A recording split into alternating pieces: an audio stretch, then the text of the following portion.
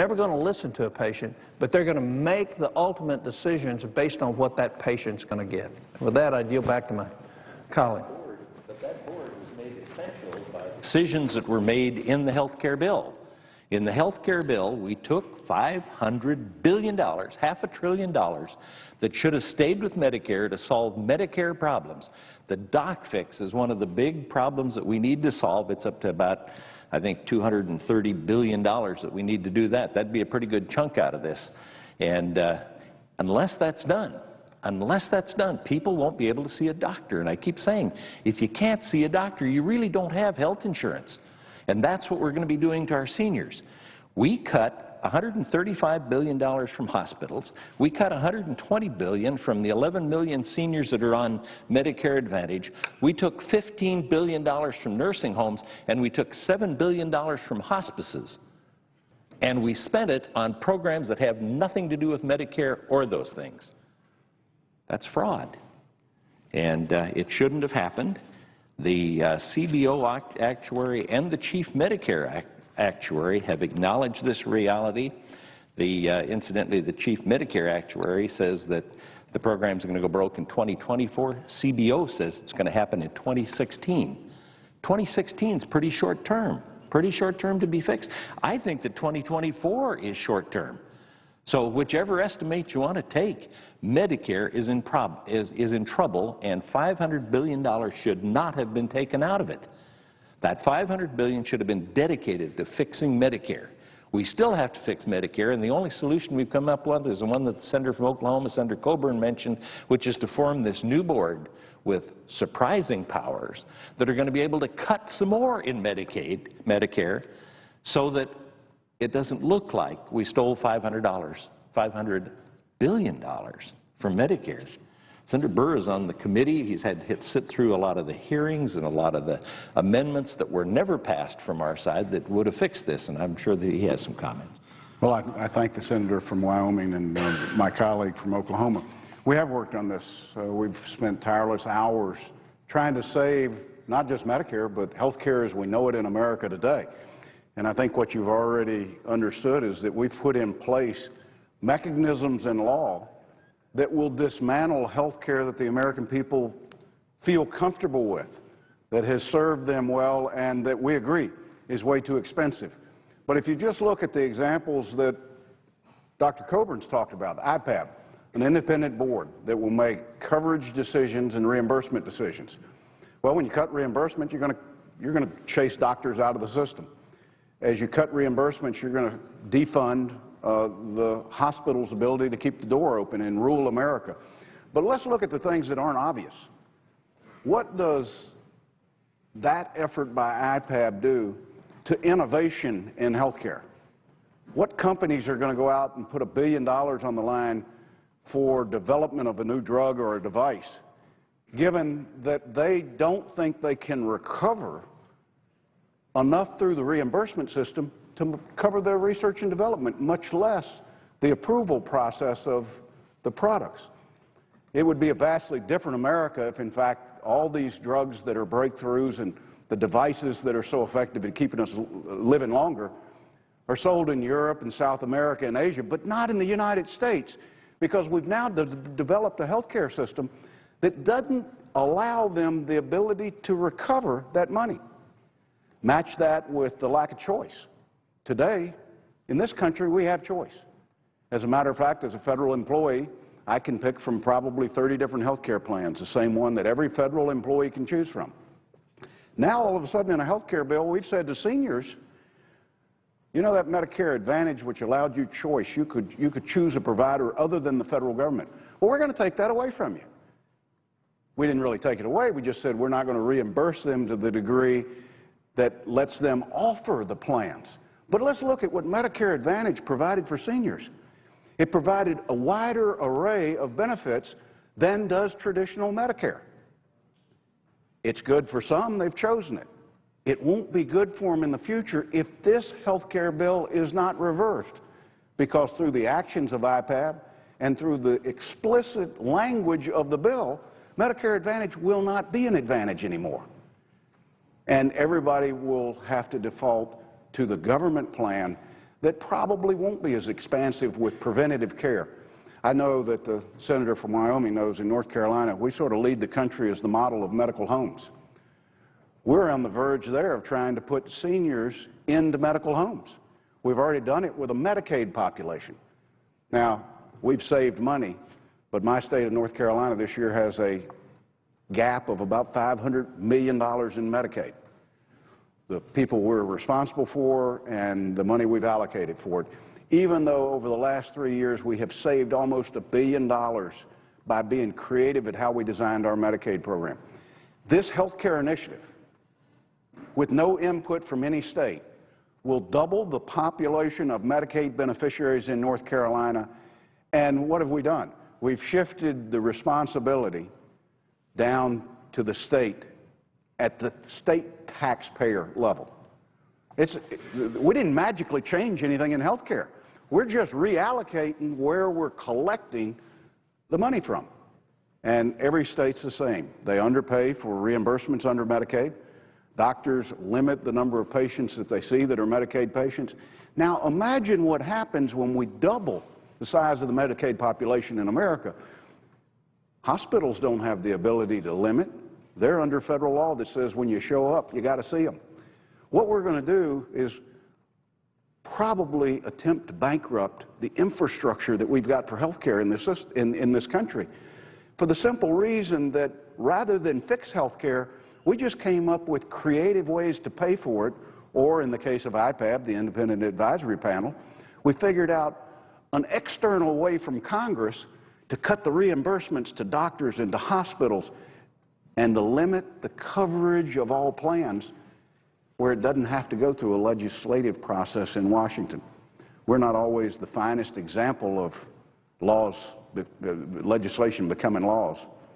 But you know, this is a mechanism that our founding fathers set up to make sure bad things didn't happen. I've got to say, this is one that slipped through. Now we've got the responsibility to go back and fix the pieces of it that would be devastating to the future of health care in this country. And I thank the senator from Wyoming for letting me share some time. I think you'd be interested, too, and have been really involved in some of the accounting sleight of hand that's happened with Prescription Part D. You know, we put Prescription Part D in so that people would have a little better chance of being able to pay for their prescriptions. And a very difficult program. It was very expensive, and I know in my state we were looking at only 2 people that were selling pharmaceuticals to seniors, and I thought, boy, when this program goes in, there probably won't be any. But when it was opened up to wide choice, I found out there were 46 companies that wanted the business in Wyoming. And it turned out to be a very successful program at helping people out. Now, in this Affordable Care Act, of course, they do some things with the donut hole, which are a little bit of sleight of hand, because some of the companies that sell brand name prescription drugs agreed that they would reimburse people for a part or up to all of their medications while they went through that donut hole, knowing that when they got out of the donut hole, they'd still stay with that brand name and it would cost the whole program a lot more. So an area where we were saving money and could have fixed it so that the seniors had a better chance at it, but not given an advantage to the brand name drug users, would have actually saved some money in the program, but that didn't happen. And I know since you are involved a lot in the pharmaceutical area and have done a tremendous job at making sure that we're safe from terrorist attacks and pandemic flus and worked with vaccinations and are probably the foremost person on both ends of the building at knowing how to do that maybe you'd have some comments on this Prescription Part D. Well, I thank you for that acknowledgement, and that's why the thought that innovation would leave the American healthcare system terrifies me. Innovation is the answer to the threats, both natural and intentional, that could come to this country and everywhere in the world. And we never know what's around the corner, but our ability to innovate in this country has always kept us one step ahead. And I believe we're on the cusp of a new era of innovation that can only be thwarted if, in fact, this health care bill is fully implemented, because the incentive will now be gone for entrepreneurs to take risk. There's no longer going to be an incentive that says take a risk and there's an opportunity at a reward. And I think Senator from Wyoming pointed out very well, we created Medicare Part D. What a novel approach to actually take a health care benefit that didn't exist in 1960s when we created Medicare and match it up with the coverage of the rest of the delivery system. What was the result of creating a market-based coverage? Today, Medicare Part D is 50% less than the estimate we made years ago when we created it of what the annual premium cost was going to be. Why? It's because we created private sector competition.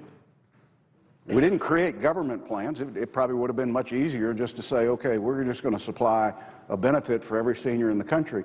I can assure you, had we done that, we would have been well over what we projected the annual cost to be. But we're 50% under because we have private sector entrepreneur companies that are out there competing for the business that are smart enough to look at the type of coverage, and they're custom designing it to meet the needs of seniors in this country. I dare say that the current health care plan that's going to be implemented and fully executed by 2014 was not personalized for anybody in this country. It looks at a 17-year-old the same way as it does a 77-year-old. Yet the health challenges, the income, are different for both ends of the spectrum. And that's because government can't look at us as individuals. They can't group us and design something that addresses not just the coverage needs, but the cost long-term and the solvency. So we only have one choice, and that's to fix the things that are broken. And it's amazing how there's great agreement on those things that would be damaging long-term and those things that are actually positive and move the ball in the right direction. So that prescription Part D actually drove down the cost of medication. And now we're ending up in a situation where part of that will be in trouble because of what's happened to Medicare with $500 billion being stolen. I see that we've been joined by the senator from Utah, Senator Lee, and Utah has had a health care system there that's been a model for other states and now is possibly in jeopardy. And I don't know if you'd care to comment on Medicare or on that. We appreciate your comments. Utah does indeed have a health care system that functions well, and functions well notwithstanding the fact that it's not managed, it's not governed by the federal government. This is one of the great wonders of our federal system. You know, when we became a country about 200-plus years ago, we did so against a backdrop that's informative for us still today. We became a country in part because we discovered through trial and error, through our experience as British colonies, that local self-rule works best. People govern themselves much better than a large, distant government can govern them. That's exactly why we became a country, is because we learned that local self-rule works. And we learned also that there's great danger to our individual liberty with any government, because whenever any government acts, whenever it does anything to regulate our lives, it does so at the expense of our individual liberty. We become less free by degrees whenever government does just about anything. But the risk to our liberty is especially great. It's at its highest when the government acting is a large one, when it's a national government. National governments, as we learned in our experience with our national government before we became a country, our national government that was then based in London.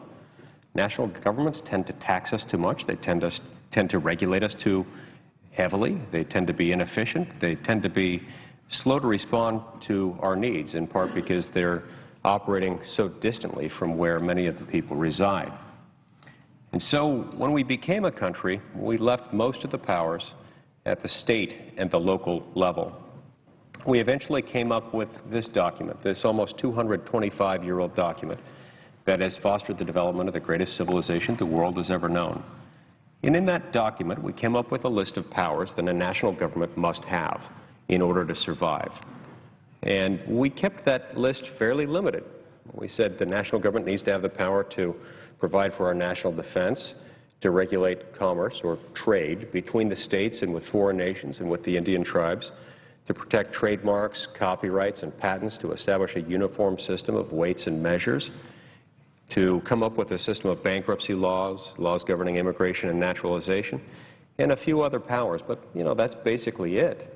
There is no power in this document that gives our national government, that gives us, Congress, as a national legislature, the power to regulate anything and everything.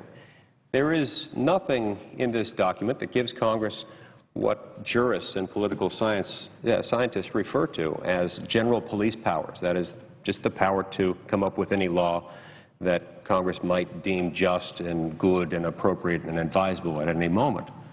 And that, again, was because of the calculated assessment made by the founding generation that we needed a government possessing only limited enumerated powers to protect individual liberty and to assure that we in America would continue to live as free individuals. Over time, we've drifted somewhat in our understanding of what those powers mean. Over the last 75 years, the Supreme Court has been applying a really deferential standard toward Congress in reviewing laws enacted under the Commerce Clause, Clause 3 of Article 1, Section 8. The Supreme Court has, since about 1937, at least since 1942, said that Congress may regulate, without interference from the courts, under the Commerce Clause, activities that, when measured in the aggregate, when replicated across every state, can be said substantially to affect interstate commerce. That's more or less the guideline that the Court has given us. They're not necessarily saying that anything and everything that fits within that is necessarily within the letter and the spirit of the Constitution, but that at least insofar as the courts are concerned, insofar as the courts have been willing to step in and validate or invalidate, that will be what guides the courts in making that assessment. Beyond that, the debate has to be hammered out within the halls of Congress. Now, the Affordable Care Act, also known as Obamacare, contains an individual health insurance mandate that takes Congress's powers to a whole new level. For the first time in American history, our national legislature has required every American in every part of this country to purchase a particular product. Not just any product, but health insurance. Not just any health insurance, but that specific kind of health insurance that Congress, in its wisdom, deemed appropriate and necessary for every American to buy. This is absolutely without precedent. It is also, I believe, not defensible, even under the broad deferential standard that's been applied by the United States Supreme Court since the late 1930s and early 1940s. Among other things, the limits that have been maintained by the Supreme Court, notwithstanding its deference to Congress under the Commerce Clause, have been limited by a few principles. First, the Supreme Court has continued to insist that although some intrastate activities will be regulated by Congress under the Commerce Clause, some activities occurring entirely in one state, activities that historically would have been regarded as the exclusive domain of states, activities like labor, manufacturing, agriculture, and mining. Although some activities might be covered by Congress, those activities, at a minimum, have to be activities that impose a substantial burden or obstruction on interstate commerce or on Congress's regulation of interstate commerce. The Supreme Court has also continued to insist that the activity in question that's being regulated needs to be activity, first of all, and not inactivity, but it also needs to involve economic activity in most circumstances, unless, of course, it is the kind of activity that, while ostensibly non-economic, by its very nature undercuts a larger, comprehensive regulation of activity that is itself economic. Finally, the Supreme Court has continued to insist, time and time again, that Congress cannot, in the name of regulating interstate commerce, effectively obliterate the distinction between what is national and what is local. Now, the Affordable Care Act, through its individual mandate, effectively blows past each and every one of these restrictions restrictions that even under the broad deferential approach that the Supreme Court has taken toward the regulation of commerce by Congress over the last 75 years or so, even the Supreme Court, even under these broad standards, isn't willing to go this far. There are very good reasons for that. And those reasons have to do with our individual liberty. They have to do with the fact that Americans were always intended to live free, and they understood that they're more likely to be free.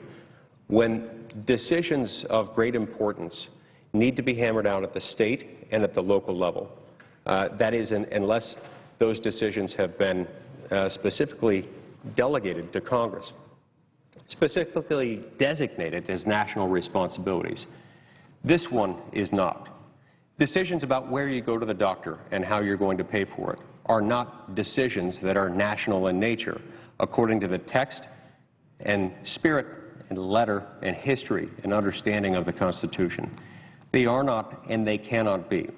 If in this instance we say, well, this is just important, so we need to allow Congress to act, if we do that, we do so at our own peril. We stand to lose a great deal if all of a sudden we allow Congress to regulate something that is not economic activity. In fact, it's not activity at all.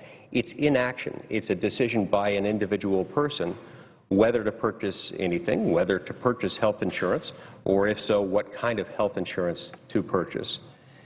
Our very liberties are at stake, and that's why I find this concerning. It's interesting that Senator's time has expired.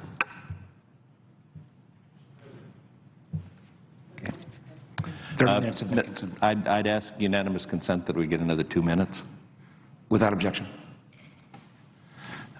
Thank you, Mr. Chairman. I thought I had 2 more minutes, and I appreciate the comments. This is the anniversary, the 2 years of passing what is the so-called Affordable Patient Care Act, and the Supreme Court has chosen next week to begin the deliberations on it. And they're going to take 3 times as long as they do on any case, so that they can divide this up into pieces, and that mandate piece will be the second one.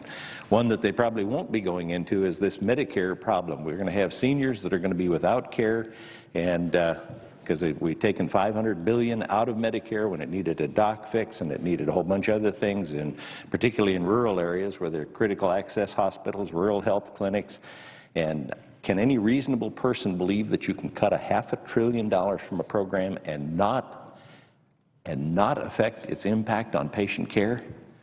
I'd like to have more time, and I'd ask that all my remarks be I have a prepared statement that be a part of the record to show this. There's this theft of $500. Without objection. There's fraud involved, that there are bureaucrats, and there's accounting sleight of hand. Thank you, Mr. President.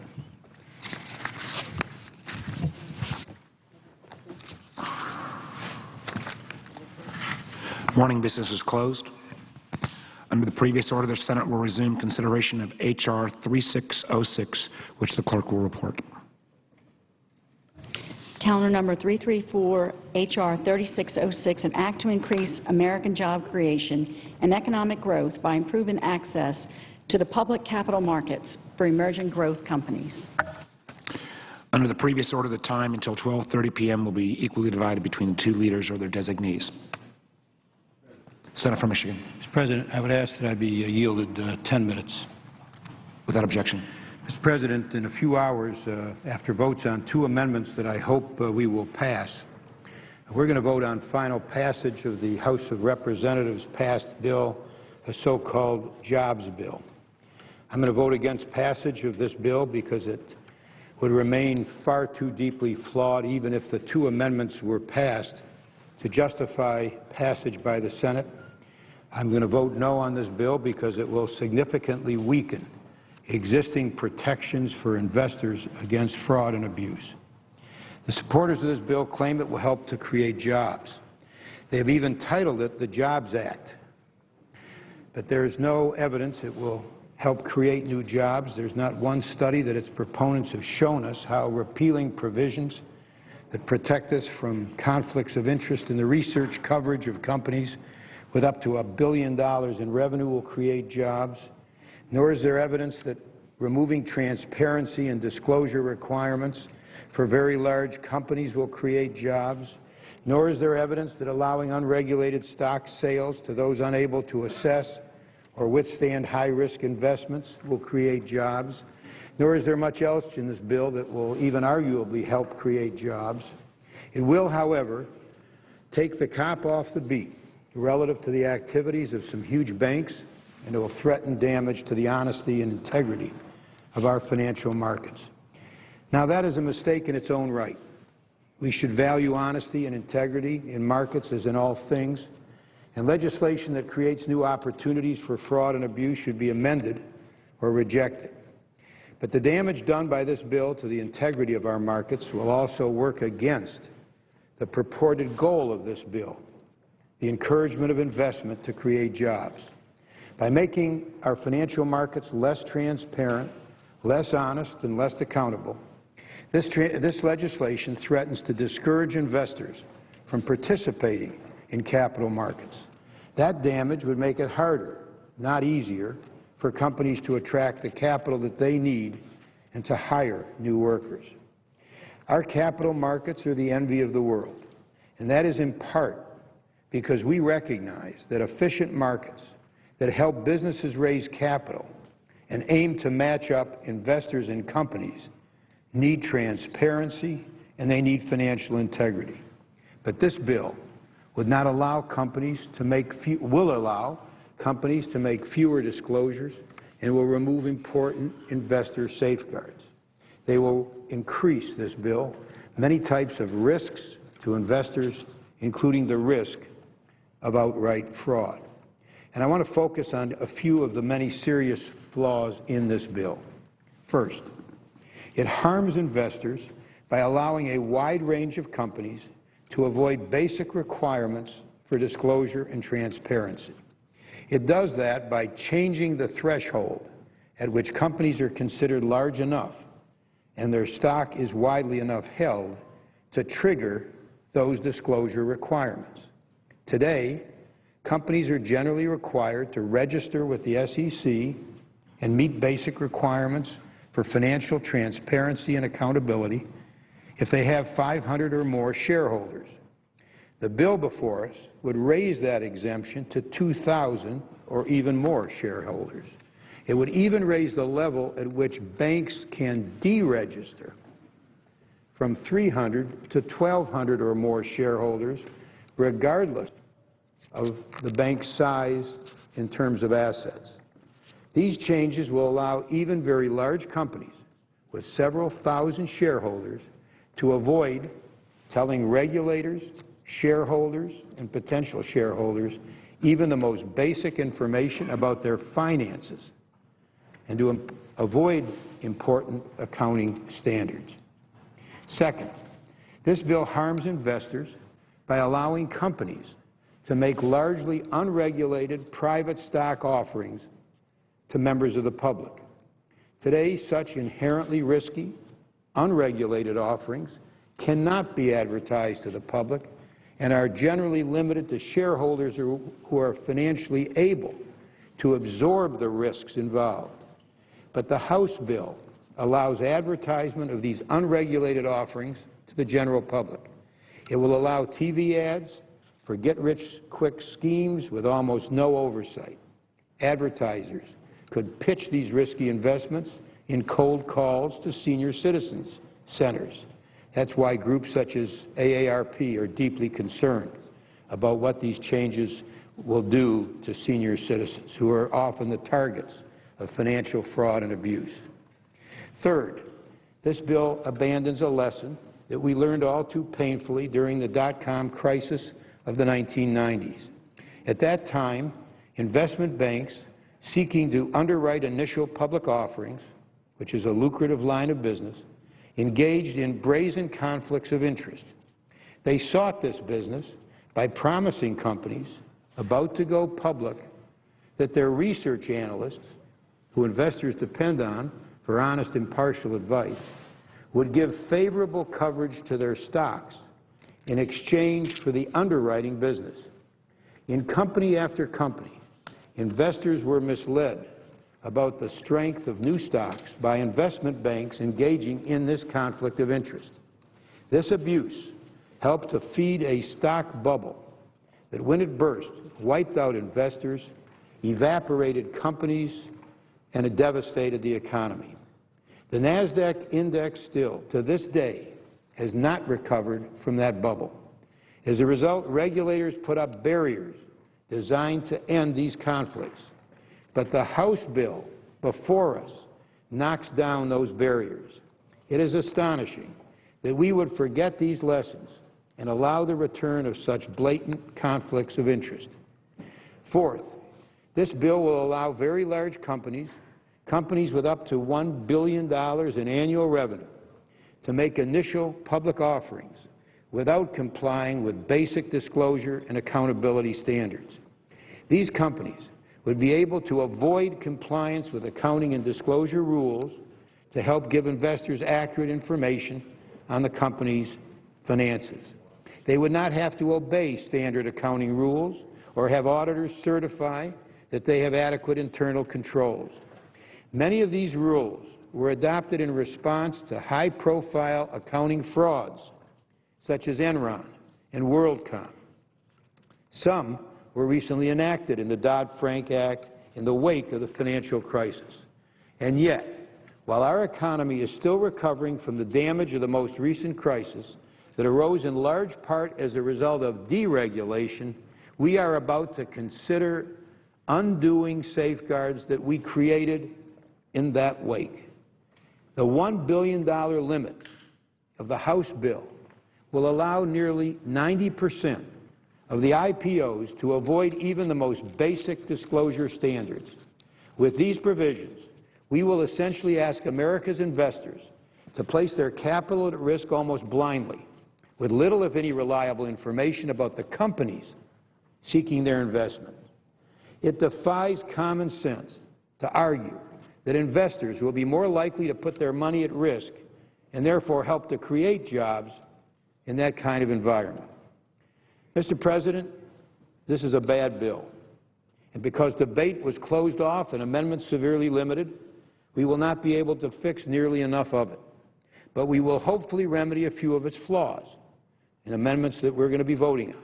Change to the crowdfunding provisions of the House bill is welcome, and I commend Senators Merkley and Bennett and others who crafted that provision, which Senator Reid and Landrieu and I also incorporated in our substitute bill, which was defeated yesterday. This amendment will give investors somewhat greater confidence in a new and potentially useful method of assembling capital. And I support Senator Reid's amendment to close an important loophole in current securities laws, one that the House bill fails to address.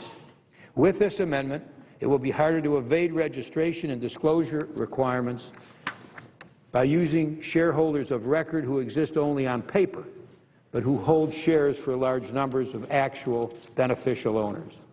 This, too, was part of our substitute, and its inclusion in the bill would represent an improvement. But, Mr. President, we should not fool ourselves. These improvements, if adopted, though welcome, are far from sufficient. We are about to embark upon the most sweeping deregulatory effort and assault on investor protection in decades. The Council of Institutional Investors warn us that, quote, this legislation will likely create more risks to investors than jobs. If we pass this bill, it will allow new opportunities for fraud and abuse in capital markets.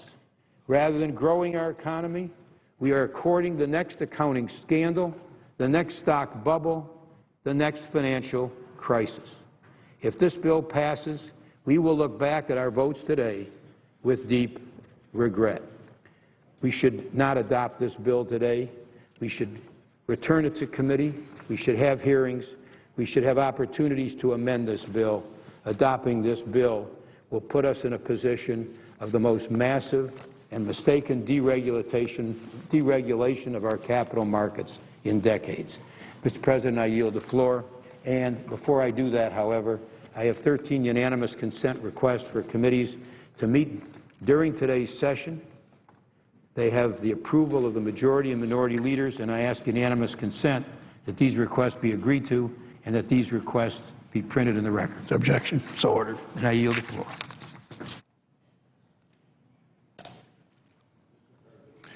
senior senator from Iowa is recognized.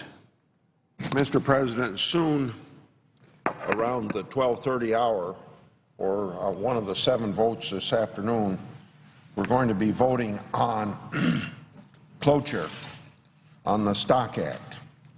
And I have 45 minutes allotted to me to tell you, for me to speak about the disappointment I have with the way this has been handled and why I think the parliamentary procedure is wrong and why the whole process irritates me.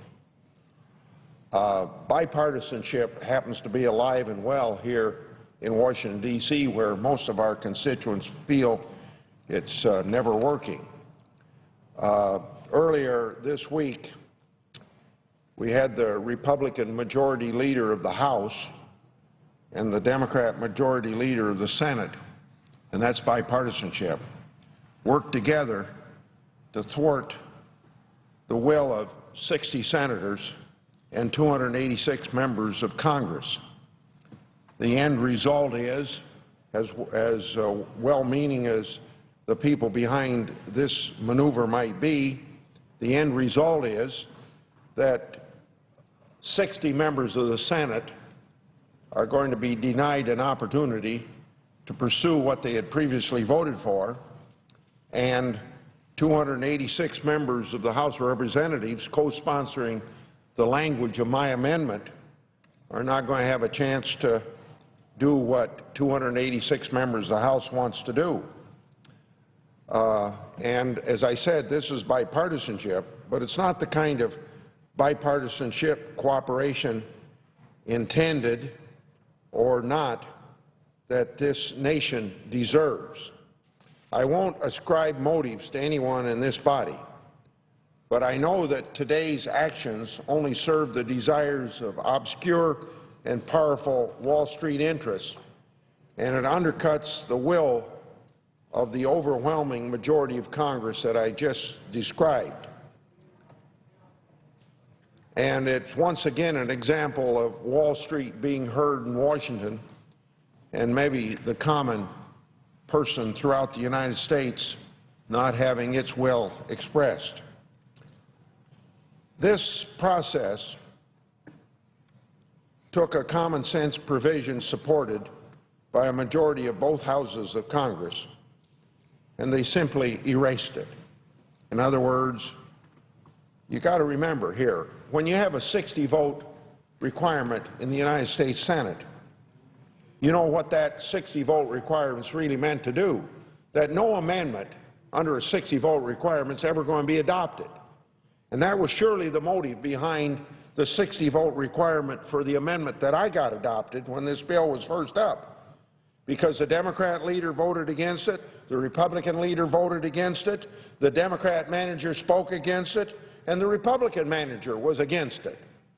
Now, common sense tells you, if you study the United States Senate, that an amendment like that is never supposed to get adopted. But we got the 60 votes to get it adopted. Quite frankly, I was surprised that we got the 60 votes to get it adopted. And so that is taken out of the bill that we're going to be voting on this afternoon.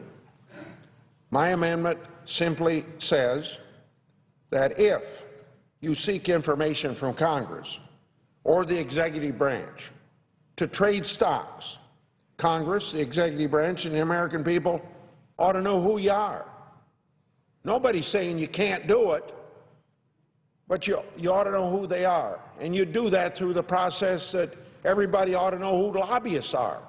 Not that lobbying is illegal or wrong, but it ought to be transparent. And with transparent comes accountability. The same way, this amendment asks these people that are involved in seeking information to just register so we know who they are. The amendment makes nothing illegal, but we ought to know who these people that seek political and economic espionage, we ought to bring all of that out of the shadow into the public's information. But the leadership of both parties, the majority in the House and the majority in the Senate, went behind closed doors and made that provision just magically disappear. What they did was truly amazing, because a handful of senators and congressmen overrides the will of 60 senators and 280-plus backers of my amendment in the other body. First, the majority leader in the House said that the definition of political intelligence was so vague that he couldn't possibly figure out how to define it.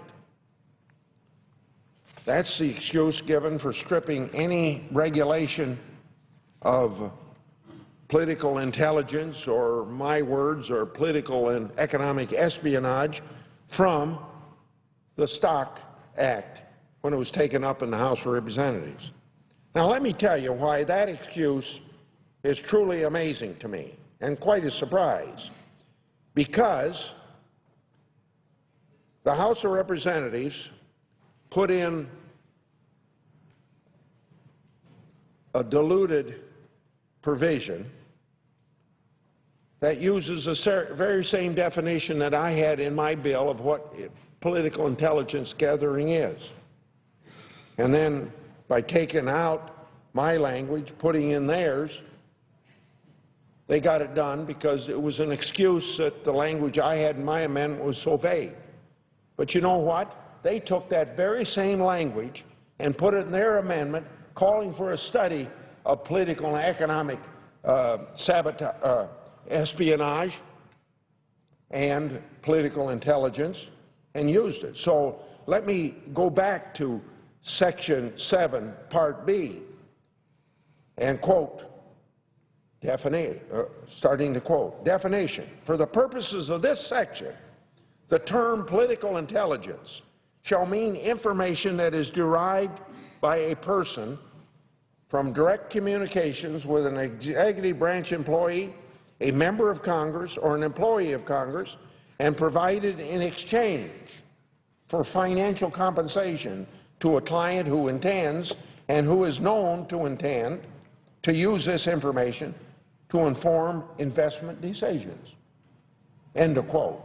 Now, that's the definition that they thought, we really don't know what political intelligence is, so we shouldn't be passing this amendment, even though 280 members of the House of Representatives have sponsored a bill to do it for the last 6 years. And take that very same definition that they say is so vague and put it in a bill for the purposes of studying something. So that seems pretty straightforward, doesn't it? That definition seems pretty straightforward. Of course, now that definition will only be applied to a study, not to legislation with real teeth, because the powerful interests of Wall Street are winning out. Now, if you think that's bad, this is what happened to the Stock Act in the Senate. By now, I think just about everybody in this body knows how strongly I feel about this amendment that was adopted by this body 60-40, under a rule requiring 60 votes, because that kills any amendment. But it didn't kill this one, because we were right. I have spoken many times about the dangers of unregulated political and economic espionage. I have reached out to the leadership to express my concern and written a letter with Senator Leahy, the chairman of the Judiciary Committee, on the importance of our Stock Act provisions. I said that I was willing, if necessary, to negotiate on the language of my amendment. And that would be on the question of what is political intelligence. But it seems to me you don't need to negotiate that if the House if we pass something with that definition in it, and the House already had 286 co-sponsors with that definition in it, and if they take that same definition and put it in the amendment in the other body for a study, not an amendment with teeth. So when I said I was willing to negotiate, What was the response? Nothing. I wasn't even given the courtesy of being notified before cloture was filed. So it's kind of like an ambush, plain and simple. Just like those people who traffic in political and economic espionage, this process has been cloaked in a great deal of secrecy. Now the claim is made that the Senate was forced to take up the House bill because an unnamed Republican was threatening to object to a conference. However, no Republican or any senator, for that matter, has publicly owned up to trying to stop this bill from going to conference. But even if we accept this fact, there are still more questions. Supposedly, we're taking up the House bill because the Senate does not have time to take 2 or more cloture votes. Throughout this Congress, we have spent weeks in nothing but quorum calls, but suddenly we've run out of time. Of course, in less than 10 days, we'll be leaving Washington, D.C. for a 2-week recess. I intend to go home and have town meetings. But we're not going to be doing business here in Washington, D.C. So I have an idea for people to consider. With congressional approval ratings in the near single digits, why can't we spend part of that time getting the Stock Act right? And by getting it right, I have nothing wrong with the basic underlying piece of legislation, but when you have a chance to bring transparency and accountability through the registering of people that are involved in political and economic espionage, I think we ought to do it. And that's what I mean by getting the Stock Act right. The Washington Post said that my amendment, combined with Senator Leahy's political corruption amendment, was, quote, transforming the Stock Act into the most sweeping ethics legislation Congress had considered since 2007. Now, maybe you don't agree with the Washington Post all the time, and I don't agree with them all the time, but you've got them looking at things on a wider scale, and they're saying that a Congress that doesn't have a very good approval rating has a chance for the first time in 5 years to do sweeping ethics legislation that we need to improve the public's reputation, or the Congress's reputation by the public. So, isn't this worth taking just a couple extra votes to get it done right and to make Congress look better? I think so. But apparently a small handful of people in the House and the Senate that make the decisions of how we're going to do business around here, not taking into consideration the votes of 60 senators supporting this, have other ideas. Well, at the end of the day, here's what will happen if we don't proceed. There are about 2,000 people working in the completely unregulated world of political intelligence, or political and economic espionage. Right now, these people have to be celebrating because they're in the shadows. They want to stay in the shadows. They are celebrating because they know that it's business as usual. They can continue to pass along tips that they get from members of Congress, senators, and staff, and no one will be the wiser. They pass along these tips to hedge funds, private equity firms, and other investors who pay them top dollar. The lobbyists get rich, Wall Street traders get rich, but the American people lose. At one time, these folks have set up these meetings for members of Congress, or even in the executive branch, and I have examples to show that. They used to charge $10,000 for just setting up a meeting. Now they don't charge $10,000 anymore because that information got out and was too embarrassing to them. So now there's kind of a relationship built up here between the people that know the way around Congress and people that want this information, that if there's investment in stock as a result of this and there's an increase in the value of stock, that you'll do your trading through the company. That's a tragic result of this decision by the leadership to leave out the amendment that was adopted by 60 members of this Congress and would do nothing more, not make anything illegal, just lets us know who these people are. Through my oversight investigations, I've learned that political intelligence gathering for Wall Street is a growing field ripe for abuse. Here are just two examples of the type of activity that will continue to be kept in the dark. In the course of my investigations of a whistleblower's claim, I learned that the Center for Medicare and Medicaid Services has closed-door meetings with Wall Street firms where CMS policies are discussed. No record is kept of the meetings, and employees are essentially on the honor system to make sure that they are not giving investors inside information. As an example, the whistleblower who came to us claimed that over a dozen CMS employees spent nearly 2 hours briefing Wall Street analysts and investigators on the taxpayers' dime. A member of the public could not walk in and get that kind of access to that information. CMS is supposed to be working for us. Instead, we found out that they're working for Wall Street. If my amendment fails, we won't know how many of these meetings occur throughout the government and who profits from these meetings. Another example was an investigation that I conducted into President Obama's administration's Department of Education. The Department of Education was getting set up to issue regulations on gainful employment that would affect not for-profit colleges. Several hedge funds had bet big that those new regulations would make it harder for for-profit colleges to do business. Then news began to leak out that those regulators were not going to be as tough as was expected.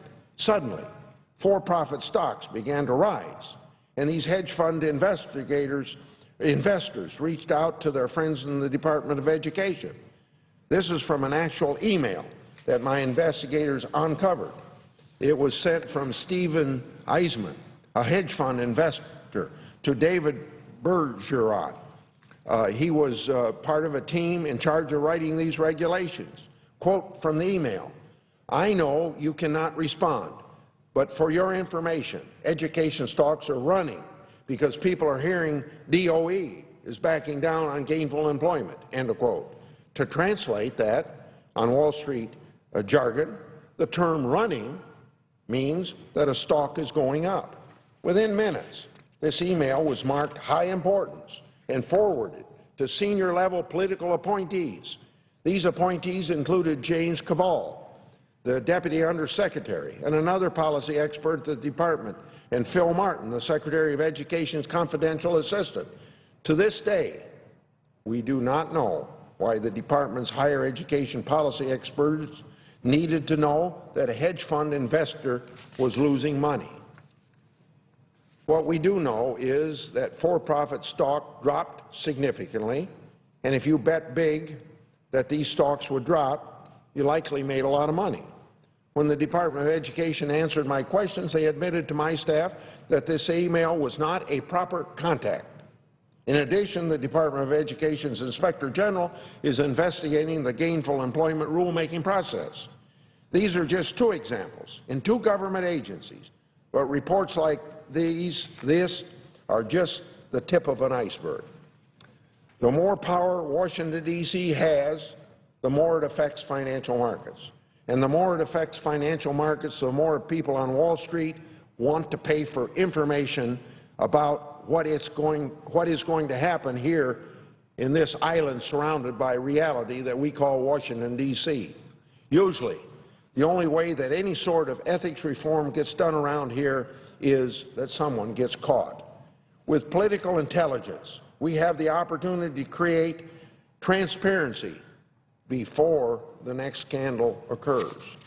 As government grows, this industry is going to grow along with the potential for corruption.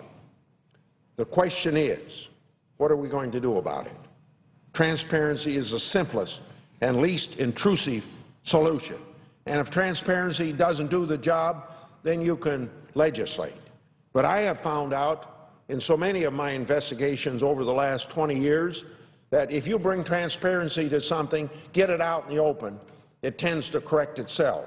Maybe not completely, but to a great deal. And originally, starting out investigations, you think you're going to have a massive amount of legislation. But when you get transparency involved and the accountability that goes with it, you find out that you don't have to pass a lot of laws, that a lot of people know if somebody's looking over their shoulder that they're going to do what's right. Now, we can commission another study like the House of Representatives wants to do, and we're going to be voting on when we vote on cloture here. But that's kicking the can down the road for another year. But we can act today by defeating cloture and getting to some of these amendments that have such widespread support in the Congress of the United States. 60 votes in the United States Senate and 286 co-sponsors in the House of Representatives. This is our last chance to make sure that the Senate speaks with a unified voice against secrecy for political intelligence agencies or the political and economic espionage people, and speaking out for transparency in government. We must not allow the special interests to operate in the dark. Just bring them out of the shadows. Not what they're doing is illegal, but we ought to know what it is. For these reasons, and to support transparency, to support open government, and to support good government, I will oppose cloture on the bill. And I hope that a lot of my colleagues, in fact, I hope all 60 of the colleagues that voted for the amendment in the first place would oppose cloture. If cloture is invoked, which is likely, I intend to vote for this bill anyway because the underlying bill is a very necessary piece of legislation. But it is not much of a victory for the American people, as the Washington Post said, that if it included the Leahy Amendment, if it included the Grassley Amendment, it would be the most sweeping ethics reform in the last 5 years. I yield the floor, reserve the balance of my time. The clerk will call the roll. Mr. Akaka.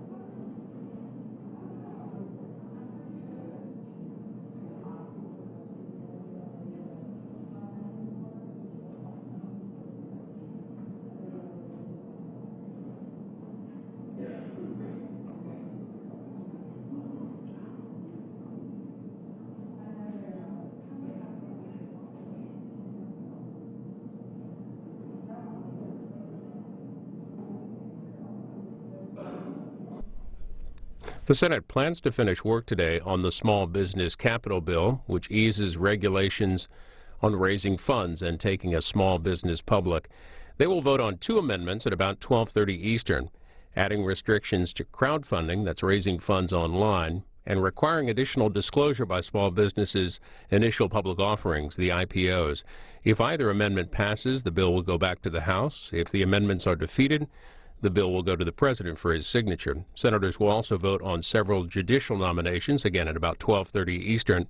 And they'll consider a bill later to ban Congress from insider stock trading, basically stopping members from cashing in on information they learned through congressional actions, a bill that's been passed in the House.